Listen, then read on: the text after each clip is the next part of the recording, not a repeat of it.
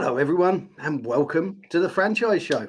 This is the show where we get under the hat of some of the most important topics in UK franchising. So, we are on a different day, as you may have noticed, and on a different time. And ironically, next week we're going to talk about franchise consistency as well. Um, but these things happen, and actually, it was because I was on a train and going to have dinner with my lovely son. So it's worth that, definitely. But anyway, so this is the Franchise Show. And what is the Franchise Show all about? Well, as you can imagine, it's about franchising. But if you're a franchisee or a prospective franchisee or a franchisor, then this is a show where we can all have a discussion. And it's really a community show. We really encourage people to get involved and drive our discussions. It's not a podcast, it's a live show. So if you ask a question, it's very likely we will talk about it because it saves me coming up with questions then. So what do we do each week? We take a different topic and we have a lovely guest. And this week is no exception. We have a lovely guest. So today's topic is franchise resales. And it's a really important topic because it's a big part of your journey as a franchisee. And it's certainly part of an exit strategy and perhaps part of a plan at the beginning. And to talk about that, we've got a lovely guest, and it's Michael Bohan. It's great to have you here, Michael.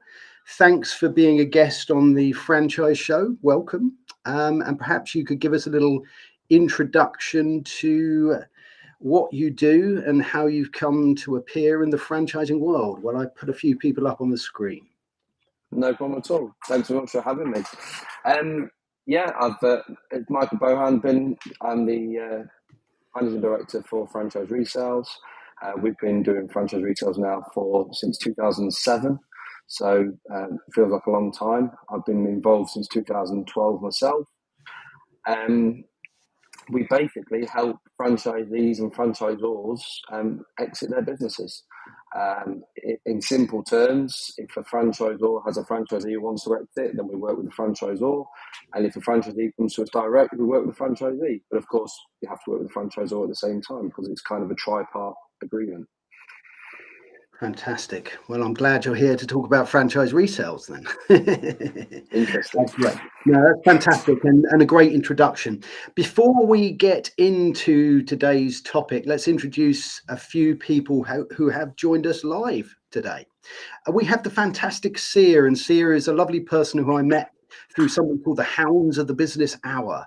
A great collaboration of expert people who are all jolly nice as well. So great to have you here, Sia. Looking forward to hearing your thoughts on franchise resales. And Hi, Sia. Yeah, and we've got Johnny Joseph from Los Angeles. Johnny is a regular on the show. It's always fantastic to have Johnny here. Johnny is a franchise auditor and a former guest on the show.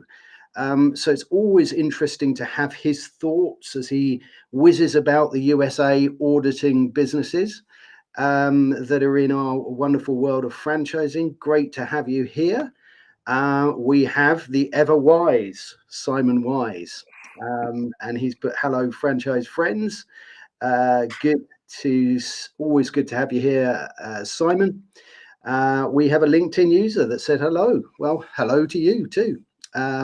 Let us know who you are. It's always good to recognize people that are here.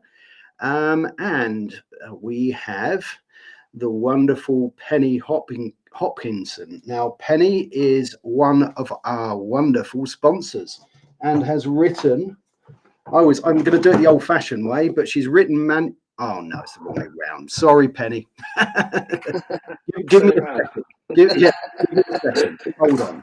I was going to do it the old-fashioned way, but you know what? I'm going to do it the modern way. Look at that. Oh, wow. There is a QR code to scan, all about Penny's book, which is all about franchise operations, which is really important. And we're going to be talking about that next week when we talk about consistency. Penny's put, hello, franchise friends. Looking forward to hearing about franchising resales with Michael and Harvey. Well, we are looking forward to hearing about that too as well. So great to have you here, Penny. And let me try again. Look, it works. That's Penny's book. So great to have you here, Penny. Let's have a look. We've got a couple of other people that are here. We've got a great question coming up here from Simon. We're going to leave that in for a moment or two. And we've also got Nick Plevin, who is also going to be a guest with Penny next week and is also one of our fantastic sponsors at eTalent. QR code is on the screen as well. So great to have you here, Nick and Penny. And let's go to Simon's question. And let's get right into it. So Simon has put, what distinguishes a franchisee that looks at a resale instead of a greenfield site? Do they have a different profile? Good question. Very interesting and a good question. Do you think that anybody is interested in a franchise is also interested in a resale, or do you think they're two distinct profiles? No, I think it's a brilliant question, to be honest with you, because no, there isn't really an awful lot in it. I would just say that it's more for a franchise resale is, of course, going to be more of an existing business opportunity for somebody. So they're going to want to have more skill set in maybe HR management or financial management and stuff like that. I think the biggest question for you to just put it back on it, Simon, is it's more about what the franchisor would be looking for at that stage of that business growth. So if a franchisor had a business that was, sorry, if a franchisee's business was on for say 5 years, was growing for about 5 years, and it was well established, then would a franchisor be happy with somebody who was wanting to start something from scratch, who doesn't have the experience that they're looking for, rather than somebody who's got the experience going into the business at that higher end? Now, the other point as well is, of course, affordability. The business that's going to be going for a lot longer, normally 9 times out of 10 would be on for more money because, of course, it's making more money. So again, that will also differ in their kind of profile. But no, I think people look for cold starts and they look for resales. I think resales is definitely something that's come off the back of people looking for cold starts. There's no doubt about that. I mean, definitely in my experience, anybody who I've seriously spoken to about franchising has also asked about resales, because you've got that confidence, haven't you? You know, especially when you're looking at maybe a bricks and mortar type business, you know, and the investment is quite large. You know, it's really important to try and mitigate those risks, you know, and you are doing that by investing in any franchise business. First of all, you know, that sort of helps when you compare it to investing in your own business. You've got a proven model, you've got support from the franchisor, you've got support from the franchisees. But if you take on a resell, you can say, well, look, give us your numbers for the past 5 years, let's have a deep delve into those, and that's going to give you a even more reassurance, don't you think? I was just about to say that. It's exactly, it's like buying, well, it's not even like, it is. It's buying a greenfield site which has got history and support behind it. So the way I always say it to people is, when you're buying a cold start, you're buying it based on mystery. When you're buying a resale, you're basing it on history. So, you know, it is, that's how somebody would look at it. But as in a profile of person, no, I don't think there's an awful lot of difference. When you're getting into like the millions and millions of pounds ones, and then you're talking about VCs coming in, like venture capitalist companies, then of course it's a completely different story. But let's be honest, the majority of franchisors don't accept VCs anyway, because they want people to work in their businesses. No, it's really interesting and great question. Thanks, Simon. I mean, one of the questions that I was going to look at in this early stage, if you're a franchisee and you're thinking about maybe selling your business, one of the things that you've got to think, or if you're thinking about buying a resale, how much is it worth? You know, and how do you go about assessing that? I mean, I've put our lovely sponsor up because they do offer a service actually for that. But it's apart from using fantastic things like that, what methods do you use to value a business? Well, to be honest with you, I do the standard EBITDA calculation if the business is profitable. Of course, it's hard to use an EBITDA calculation when the business isn't making any money. So you've got to kind of look at it from an asset point of view, an asset and goodwill kind of point of view from it. But of course, goodwill comes to it with the EBITDA anyway. So Simon's asked the question regarding the multiple. Again, there is no typical multiple. A multiple is anything from 1 times to, in franchising, from 1 to 3.5, probably, maybe 4 at a push.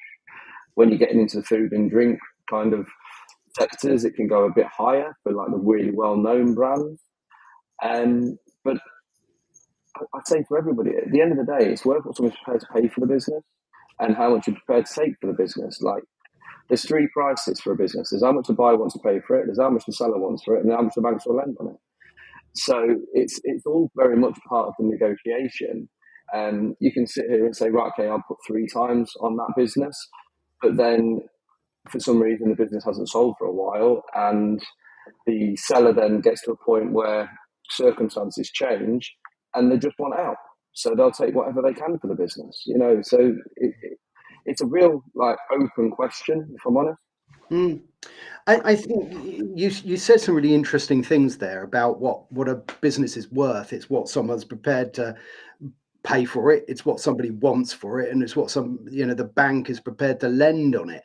And I think that when you're doing a resale, it's really a matter of the what someone's prepared to pay for it and what somebody wants for it, and negotiating between those things, I think, isn't it? It's exactly where I come in for my role. It's about negotiating that and making sellers realise that sometimes a business isn't worth as much as they think it is, and a buyer make them understand that it's actually worth more than they're trying to think it is. And I always say that if I've got an unhappy buyer and an unhappy seller, I've got a good deal, because the buyer's paid more than they've had to, and the seller's had to take a little bit less than they've had to. A seller with any business, I'm the same with my business. You've built it, you've put absolutely everything into it, you put every single day, you know what I mean? So it's worth more to you than it is to somebody who's just looking at it as a set of accounts and an asset sheet. That's a very good point, actually, when you're thinking about how much it's worth, because you're thinking about all of the stress, all of the hard work, everything that you put into building it, and trying to put a value to it. And really, the value comes from some more clinical, straightforward numbers, or other multipliers or calculators. If anybody is watching this and they're very new to franchising, and perhaps they're new to business, because one of the things I like to do is to encourage younger people into our world of franchising, right? And people who are new to franchising and really want to understand it. So we talk here about EBITDA. And when you're in the industry, or if you're in the industry of buying and selling things and understanding what that means, it's fine. But if you don't, take us through what that means, if you can remember what it all stands for. EBITDA is the earnings before the interest, the tax, the depreciation, and the amortization. So it's basically the business profits of a limited company. Now, I actually base any valuation, well, I don't call them valuation because I do more of a market appraisal, because of course I don't go into the ins and outs of absolutely everything. I base it on adjusted EBITDA, which would be anything that is basically not going to be anything you're currently paying out of the business that is not going to get transferred to the new buyer. You can potentially add that back in as long as it's a proven amount, and you can show it as profit for any of the banks or for any of your funding providers that you require. Okay, well, that's interesting. That's good to know, and it's good to describe what that truly means, because when people are looking at a business and they look at gross profit and they look at net profit and then they look at EBITDA, and they're thinking, well, which one really matters? Which one do we think about here? There's an old adage, and it was it was years ago, and it was something like turnover's vanity, profit's sanity, Profit cash and is king. Well, yeah. I'm not sure about the last one now, but certainly the first two perhaps apply. You know, you could have a business turning over millions and millions of pounds and losing money. And that's not going to make it a very attractive thing to buy or sell, is it? Absolutely, absolutely. And net profit, again, another one you just pointed out.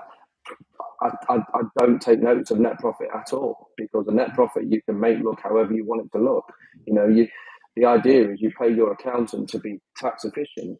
So, you know, that's what everybody does with their accountant. You know, that there are loopholes and reasons for people to do things. So you've got to look at the behind the numbers and not just what's written on the bottom of a set of accounts, because it really does not mean anything.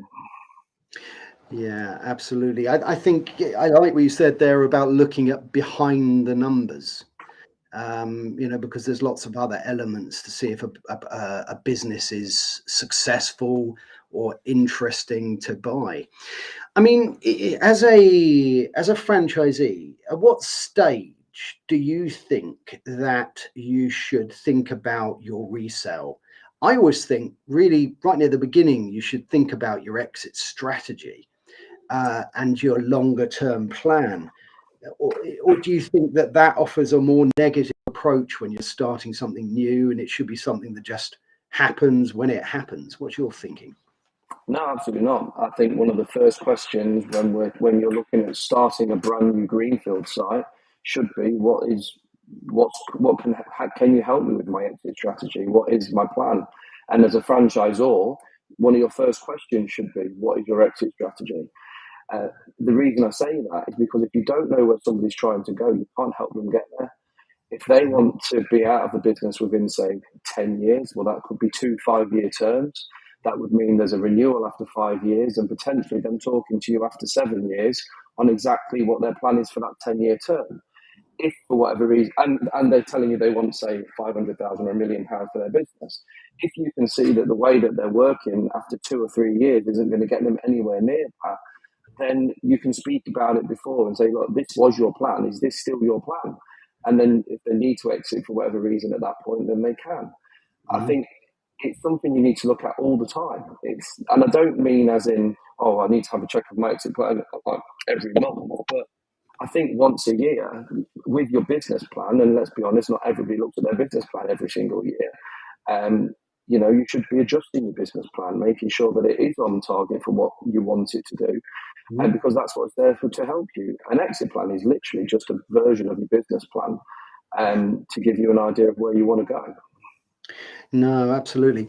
Let's have a look at a couple of points we've got coming up here from Johnny and from Simon. Let's take one from Johnny. Johnny has put, thanks for the nice mention, Harvey, and for inspiring me to ask this question. In my experience, franchisors will often allow franchisees to transfer their ownership without performing a franchisee audit before the sale. This could result in a significant loss of royalties. How do you assist franchisors when remembering to do this? This is really interesting, isn't it? Because you know, when you're trying to get yourself set up for a sale, you've got to get your ducks in a row and make sure everything is right about your business. You know, I mean, when you know Johnny is from America, and auditing is slightly different there to it is in the wild west of the unregulated UK. But even so, as part of the due diligence, and any good franchisors, perhaps, you know, what do you think about that? Do you think doing an audit of everything is a good thing to do before a resale? If I'm completely honest with you, there's nothing I really get involved with, Mm. because it's between the seller, outgoing seller, and the franchisor.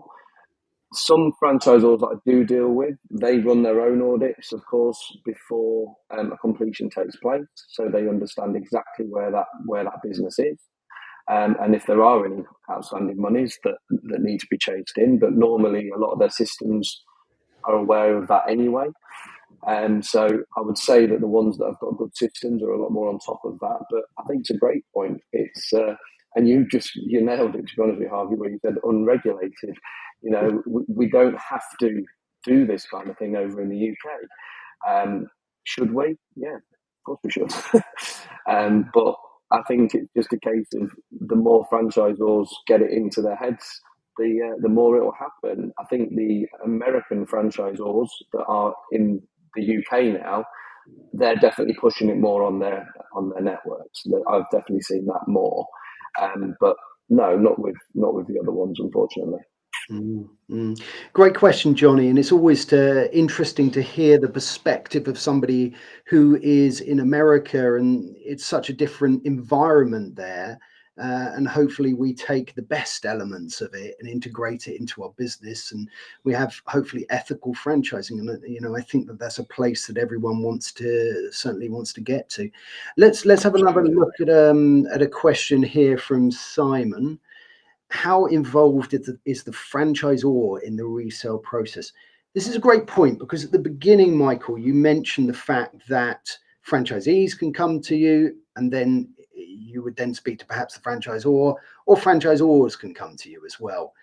And it's a great question from Simon. How do you take this one? How involved is the franchisor? Depends on the franchisor, to be honest. How involved should they be, I think, is the question. And the answer should be they should be fully involved. You're, at the end of the day, you're taking on a new person, a new franchisee. The fact that they're buying a resale is actually more needed for training. They need all the initial training that you would have given them, plus more. You need to help them be able to run a business and understand all of the intricacies of running that business. So yeah, no, I think they're absolutely involved, because of course they will check.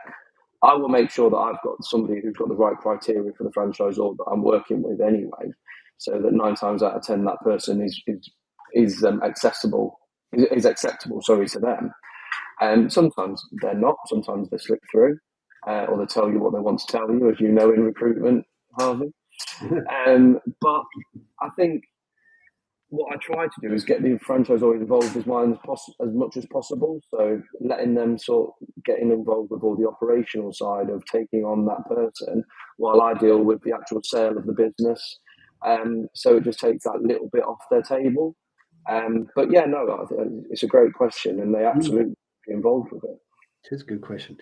A question I had for you: if you're looking at buying a resale, now when you're looking at a greenfield site, you've got a certain investment. That investment, depending on the franchise that you're looking at, is made up of different elements, and then you're looking at a return on that investment, whether that's percentage or whether normally that's a number of months and years. When you come to buy a business that might be 5 or 10 years old, and obviously you're then going to be paying this premium, whatever somebody wants and whatever is agreed for that business. And you're buying a business that may perhaps, in terms of turnover, EBITDA, net profit, wherever we're going on that, let's say EBITDA may have plateaued perhaps, except for with maybe price increases, something like that. Maybe you're in a business where it relies on footfall. You're in a business where it's hard to drive the business up another notch like it was at the beginning. Because then when you're buying it, not only are you looking for the return on the investment that was perhaps if it was a greenfield, but this extra bit as well. How would you advise people when they're growing their business to get themselves set up so that they can give that extra room to boost the business, I suppose? I don't know about you, but I can't think of a business out there that has 100% of their 100% filled with clients all the time. So there's always going to be growth. Always. Now it might be in different areas, but there's always going to be growth. And it's a brilliant point, because when a plateau in business comes on the market, it's an interesting one for a buyer to look at, because of course, a bit like what I said to you earlier, where when you're buying a greenfield site, you buy it on mystery. When you're buying a business, you buy it on history. So if a franchisee is running a business, and all they're talking about is the potential. Oh, it's fantastic potential. It's got brilliant potential. You know, it's got amazing potential. A buyer doesn't look at that necessarily, how they're going to buy the business with potential.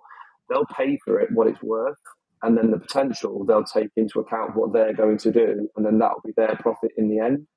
So, in other words, when you're buying a business and it's plateauing, actually, you're not going to get as much for it as you think. And back to Simon's original question about the multiples of EBITDA, it's your multiple is effectively your year's return. So if you put it on at 3 times multiple, then you're effectively going to take 3 years to get your money back. So if you put it on at 2 times, you get it on at 2. Put it on at 1, you get it on at 1. So it really does depend on that, to be honest, you know. But if the business is plateauing, the likelihood is you're not going to get 3-4 times for it, because it's not showing what it should be really showing. You need to show that the business is continuously showing a growth all the time, even if it's 10%, you know, 5%. It's still showing a growth. Yeah, that's a really interesting point where you say about EBITDA is effectively what comes back to you after a year. So therefore, 2.5 times is 2.5 years, possibly. But there Yeah, are some other things that are going into that. Perhaps the franchisor might want, if you're coming up, to a sort of a renewal period, they might want another franchise fee, or even a fee to switch between one person and another. So yeah, I think it's really interesting to. Is that noise you coming said from me or you? families just all come in, haven't they? Yeah. Oh, no worries. It's good stuff. It's all good stuff. That's why it's live. You see, real things happen.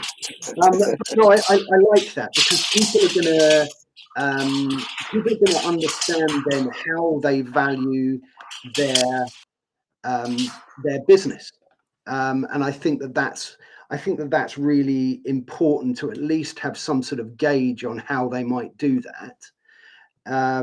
And to take that EBITDA, which is a figure they have, and that they can use, and then when somebody's also buying into that business, it's important to have that figure to do something with. So I think it's a really interesting one. The other thing about a plateauing business, we've spoken about this word plateauing. I think if your exit strategy was to move it on to a family member. I keep dropping my pen. Sorry, there it is. That's right. If your exit strategy is to move it on to a family member, then a plateauing business is actually probably quite a good one to give, to pass down, because at that point, I know we're talking about resales, but within resales is exit strategies. And an exit strategy, especially if you are a franchisee that maybe, I don't know, it's close to retirement age, but you've got a lot of experience. You want to use that experience, grow that business to a point where it's stable. It provides a good lifestyle, a good work-life balance. And actually, you're not going to, I know it do you out of business, but you're not going to sell it at all. You're just going to pass it on. And in that case, a plateauing business as part of the exit strategy is not a problem. Yes and no. Of course, there are slight downsides to passing it on to the family, and one that is the franchisor says no, that they don't want the family member to have it. So you've always got to make sure that the criteria is correct. However, yeah, I agree with what you're saying. It's if the family member knows exactly what the business is all about, and they're just buying it because it's literally just been doing what it's been doing for whatever reason, and they've all new ideas have come to the table and they can take the business forward, then yeah, absolutely. But the business is only worth what it's worth. So, if they've got ideas that they can grow the business and make something out of it, brilliant. It's exactly what you've just said. It's worth buying the plateauing business. And people do buy businesses that aren't growing because they can see potential in what they can do with that business to be able to do that. So, there is always there's always a buyer for every business. If I knew where that business was every single time, then I wouldn't ever need to advertise anything, would I? So it would be perfect. But there is always somebody for something. Fantastic. Let's have another look. Well, we will in a moment. We'll have a look at some more questions that have come in. But if you have just joined us today, this is the Franchise Show, and today we are talking with Michael Bohan all about franchise resales. And it's a great topic and a really interesting conversation. So if you are here and you've got a comment or some experience on resales, please put in a comment and we will bring that up on the screen and have a good chat about it. So let's have a quick look at something that Johnny said and then move on to what Simon has said. Johnny's put, actually, the process of franchisee royalty audits is completely elective in the USA, but it's definitely the best practice for many franchisors. Well, that's interesting, actually. There are so many things in the USA that are regulatory and, that you have to do. It's perhaps refreshing to hear that there's something that is elective and that you can choose to do it. But as you say, Johnny, a wise thing to do. And thanks for that comment. Let's have a look at one from Simon. Simon's put, with many franchisors that started off giving too large territories, do you now get involved with selling part of the territory as a resale? What a fantastic question, Simon. Because, of course, when you're a franchisor and you're starting out, it's going to be very tempting to give a large. You're trying to get people on board with your business and you think, okay, well, let's do that by giving out a big territory. And then you think, oh, hang on a minute, we've run out of space in the UK. Great question. Love this one, Simon. What do you make of it? I think it's a brilliant question. I think a couple of years ago there was some research that franchisees don't often go more than about 25 miles from their home. And if they're like covering the territory from a man in a van kind of position or from a vehicle based position. Yes, I do get involved with that. It's not something we do all the time. I'll be honest with you, my database isn't set for that. It's more set for resales where they've got income and teams and everything in place. But it is something that if somebody wanted to do, I can help them with. It's definitely a harder job. Not saying it isn't, but there is definitely it's something we can do. Yeah, I mean, it's a great question there, Simon. I think it's a really interesting one as well, because provided, like you say, all parties are open for part of a territory to be sold, it would have to be perhaps underperforming, for the reason that there's not enough capacity to be able to do everything you can with a territory. But it's a great question. Let's have a little look. We've got somebody here. We've got Gabe here, and he's put howdy, everyone. Well, howdy to you too. It's a good comment with my hat. Seems to work. I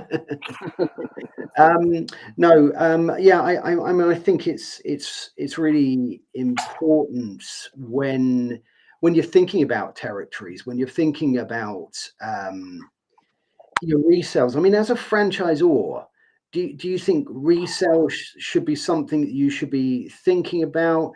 Again, I always think that we're guilty of franchisors is not talking about exit strategies, not talking about what you can do and how you can position yourself for resales. I think it's a conversation that franchisors need to have a bit more, don't you?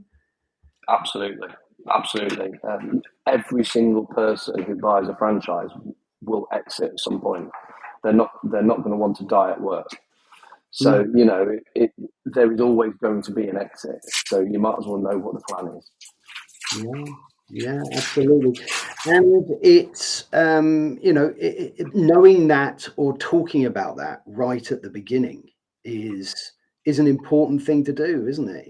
Rather than just suddenly thinking after 5 years, oh, well, we've had enough, let's try and sell this then, because you wouldn't have grown the business in a way that makes it interesting to sell.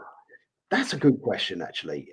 Maybe, do you grow the business in a certain way to make it a saleable product at the end? Or do you just grow it in the normal way that any enthusiastic business owner does and absolutely get every part of the business growing as it should, or do you have is there a sort of specific set of instructions you'd follow to grow a business for resale? Is that different, or can you just sell any business? Go back to my last point where I said that you can anything is saleable. You know, you just want to buy for it. And again, people buy businesses just to grow them and just to sell them. That's what they want to do. They basically just turn them around, sell them, and then build them up and then sell them on. And I would say that most people buy a business for their lifestyle of what they're trying to do. They put the work ethic in, they put the work in, and then it gives them the lifestyle that they're looking for. I think then, again, we go back to what I said at the start where we talked about circumstances changing. You know, if you've built the business while the kids are younger and then the kids are getting older and then you feel like the business is making really good money, and you want to go and do something else with your life, well, then is it time to sell the business? So, but I don't think people buy a business with a default of an exit in plan. I think they buy it and an exit is part of that process, if that makes sense. It's not designed. Whereas I think what we're speaking about is getting that design at the beginning, so that then it's all part of what you're trying to do. Yeah. It's interesting you mentioned lifestyle, and I think you're absolutely right. I think words like passion and lifestyle, you know, they're much more key drivers to the reason to get involved in a business. And I think you're absolutely right in saying that that exit strategy is part of it, but not the driver behind it. We've got a question coming up from Simon. Before we get to that, do you have any involvement in sort of that multi-site, multi-unit type business? Is that a big part of what you do, and is that a different sort of buyer for that type of business? Definitely. The majority of people that come in and buy multi-sites have already got some kind of business experience, first of all, or they're high up in the corporate world where they manage multiple teams and that kind of thing. I suppose it also depends on what the business is, and then of course, but again, back to one of the questions I always ask any buyer who comes through my site is, what are you interested in? You know, because people don't just buy businesses just to make money. You know, corporations buy businesses to make money. People buy businesses because they actually do have an interest in what they do. And so if they're interested in only food and beverages and stuff like that, well, then they're probably not going to be interested in the care sector. But, you know, the fact that the care sector is now the fastest growing sector in franchising in the UK at the moment, you know, there is more opportunity in that sector, and you don't have anything like the overheads from all the asset side of stuff. But no, it's yeah. I think I've answered it. I'm pretty much going over it again. I think you did. Do you think that there's, I mean, you mentioned there sort of a care business versus an F&B business.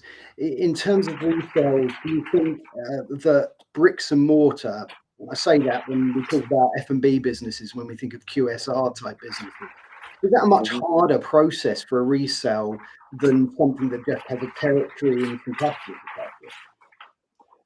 Absolutely. I would say that a service-based businesses are, I deal with a lot more service-based businesses than food-based businesses. So I'm not going to sit here and say that I'm an expert in selling food businesses, because I'm not. I definitely do more of the service side of stuff. But I think the big thing that's come into play recently, of course, has been the cost of living, and the costs have been shooting up for actually having premises-based businesses. Now, and when I say premises-based businesses, like high street businesses, like high location businesses where the rents are really sky high. So that will always come into effect. Yeah, absolutely. Let's have a look at a question or comment here from Simon. Simon's put, who are the players in the resale process, Michael? Franchisee, franchisor, bankers, anyone else? This is a good question. You know, what collection of people do you need to bring together in order for this resale to happen? And he's put this, isn't that? Oh, and the buyer. Yes, good point. And the most important, Simon, you miss brokers. Yeah. The other, of course, the most important people in any kind of retail process is actually solicitors. The solicitors are the ones that draw up the sale and purchase agreement or the asset purchase agreements to make sure that the deal happens. You don't have to use them, but if you're spending thousands and thousands on a business, then it's absolutely, well, not even absolutely, why would you not use one? You know, it's a case of you need to make sure you know exactly what you're doing and everything has been checked, especially with a share sale. Where you're probably looking into more depth of the business. And what I mean by share sale is when you're buying the limited company. So literally everything to do with that business. Oh, okay. So when you're saying a share sale, you're talking about a limited company that's got however many shares, and you're buying. Do you ever do it where people are buying a certain percentage of those shares, or is it always Sometimes, okay? Interesting. yeah, sometimes. It's all down to negotiation and what's right for the buyer and right for the seller. So there is no hard and fast way to say yes, that's the way you do it. There is no deal is the same. Every single deal is different. You know, certain deals will have working capital involvement, creditors involvement. It honestly depends on the whole deal that you're going to be putting together. The ones that are very similar, of course, are asset sales. Asset sales are very much you are buying the assets and the goodwill of this business, and starting your own bank account and starting your own limited company and everything else. But with a limited company, it's very different. Hmm. When you say asset sales, for people who are looking at this are relatively new to business, again, because I talk about this because I like to encourage people who are new to franchising, new to business, young people, and so forth. What is an asset sale, and what's the difference between that and the company sale? What is an asset sale? Give us an example of one of those. An asset sale is where you buy the assets and the goodwill of the business. So any fixed assets, any tangible assets that you purchase, vehicles, any kitchen equipment, anything that is classed as an asset that's on your asset list. And then the goodwill, so in other words, your customer base, if it's a services business, your book value, anything like that. With a share sale, you buy the limited company and everything that belongs to that limited company. So as a limited company director, if you are just like myself, where you are one director of a limited company and you have access to the bank account and you have full control over that bank account, it doesn't mean that money is your money. You know, every single time you take money out of that business, of course, above the tax threshold, you're going to pay tax on everything you take out of that business. So the fact is that even though I've got 100% shares, or somebody has 100% shares of the business, they can't just do what they want with that business, and that's very, very important when it comes to selling it. Because of course there has to be some kind of working capital in the business for the business to carry on running. Now it's very different if you've got 10 shareholders and the working capital is for the business, then of course people will leave that working capital in the business as part of the sale process. Slightly different when it's one person, because yes, you can leave the working capital in the business, but actually, let's be honest, you can also withdraw that working capital from the business but you'll just have to pay tax on it. So what you're trying to do is, again, back to the negotiation word, is you negotiate with the buyer and seller that working capital will stay in the business, but there'll be a repayment plan on that working capital. The bank account will transfer over to the new person, the shares will transfer over to the new person. If you're borrowing any funds from the bank will ask you to open a new limited company, because they can't lend the money to you personally. So that new limited company will then buy the shares of the old limited company, and then you'll merge the shares together. So merge limited companies together. So there's a bit more of a process to it, but from a more operational side, especially with if you've got a lot of customers on direct debit and things like that, or you've got a lot of staff, 2P's not involved because you're not actually transferring anything. You're just changing the names of directors. And also, you're not having to go out to all of your clients and say, right, here's some new bank details that I need you to pay, giving them an option to basically not use your services anymore. Sure. No, absolutely.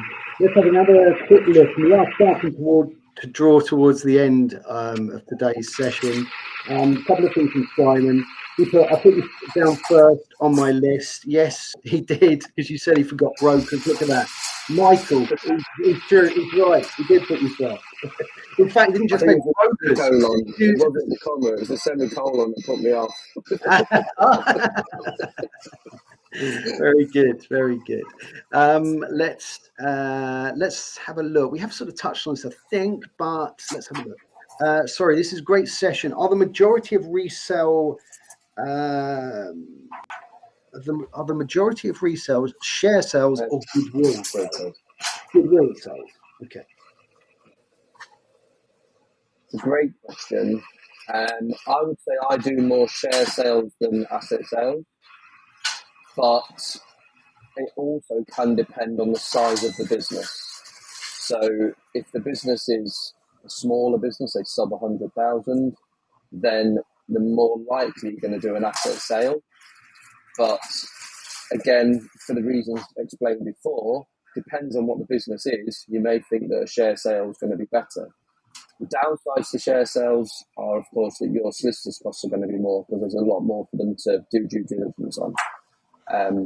But I would say I do more share sales than asset sales, but it's probably not a million miles off each other, to be honest.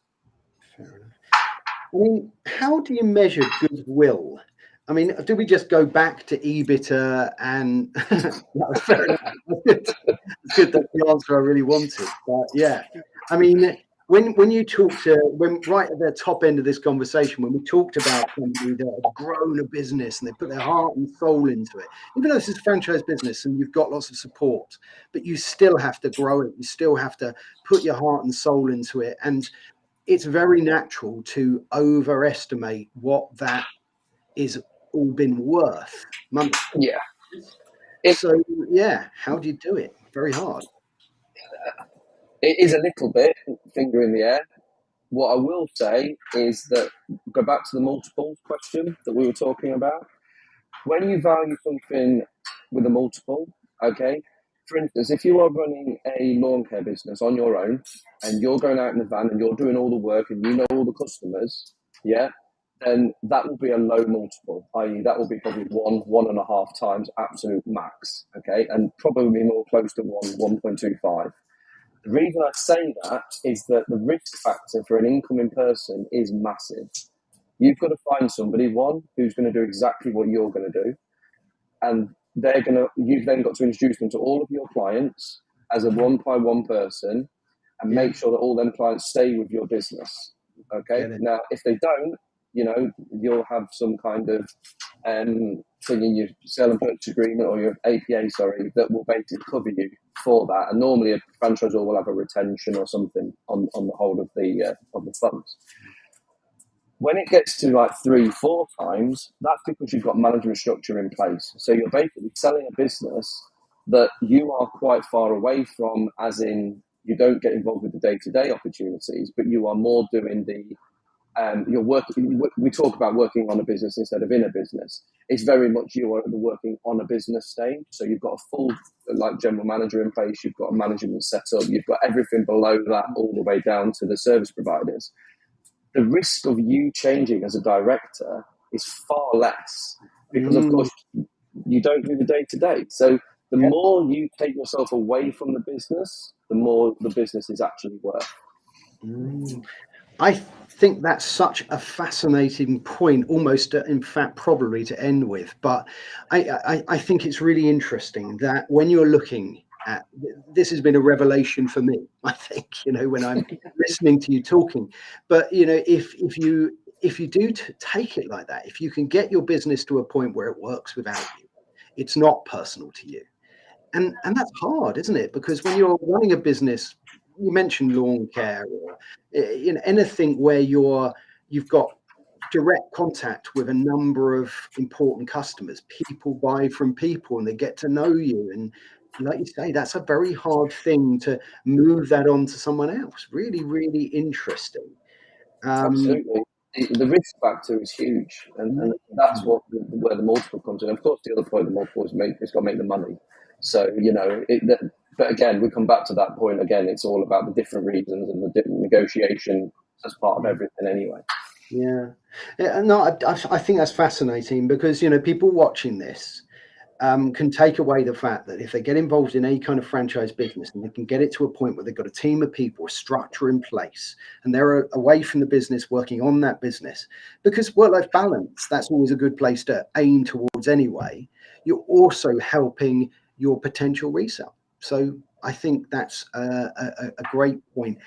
Have we got time for one more? Let's do one more question, then that's got to be it today, because I know that you've got to get on and your family is back. So Johnny has put this question. My dinner's nearly on the table, I think. So yeah.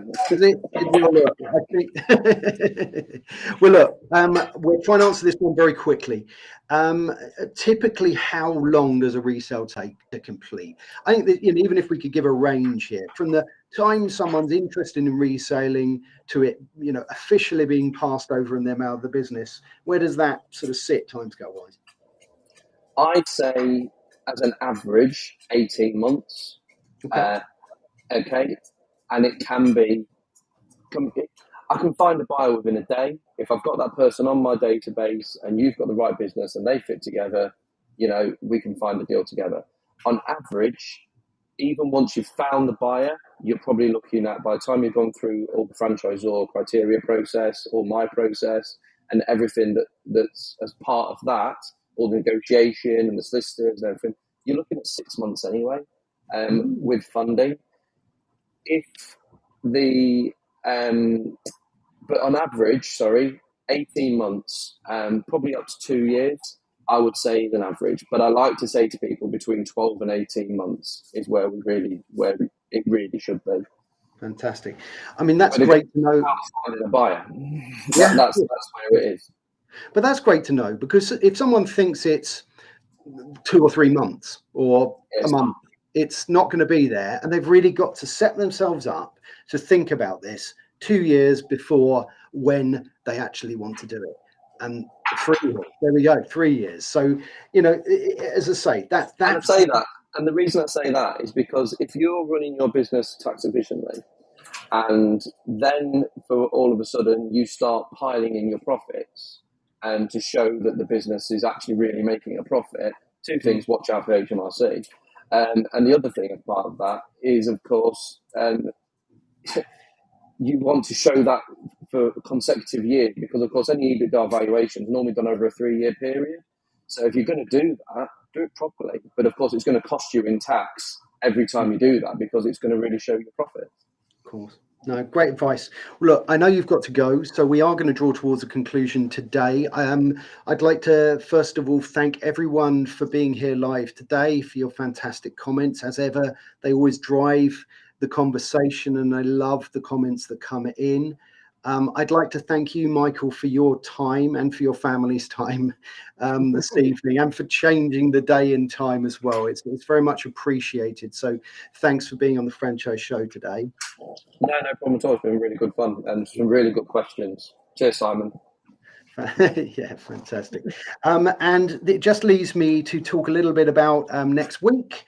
Next week on the Franchise Show, we are returning to Tuesdays. So next Tuesday, 5:15 GMT, 12:15 EST, we will be talking about franchise consistency, the irony of the fact that I did it at a different time this week. But it's going to be a great show. We're going to be talking with Penny Hopkinson and Nick Pleven all about franchise consistency.